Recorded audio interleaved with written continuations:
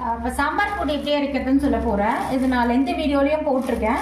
So இது அளவு மட்டும் சொல்லிடுறேன். இந்த ஷார்ட்ஸில் 1/2 கிலோ மிளகா எடுத்துட்டுருக்கேன். 1/2 கிலோ மிளகாக்கு வந்து 3/4 கிலோ தனியா, சரியா? ஸோ இதுதான் அளவு. 1/2 கிலோ மிளகா, 3/4 கிலோ தனியா. அதுக்கப்புறம் வந்து மேல் சாமான்லாம் இருக்குது. இதுதான் முக்கியமான சாமான். மேல் சாமான்லாம் இருக்குது. அதெல்லாமே அளந்து எடுத்து வச்சுட்டுருக்கேன். அளந்து வறுத்து எடுத்து வச்சுட்டுருக்கேன். இந்த சின்ன டம்ளர் இருக்குல்ல, காஃபி சாப்பிட்ற டம்ளர், இதை விட கொஞ்சம் பெரிய டம்ளர், அவ்வளோதான். இந்த சைஸ் எடுத்துட்டா போகிறோம். இதில் கடலைப்பருப்பு 1 டம்ளர், துவரம்பருப்பு 1 டம்ளர், அதுக்கப்புறம் வந்து சாம்பார் பொடி பார்த்தீங்களா, கம்மன்னு ரெடி ஆகிடுது.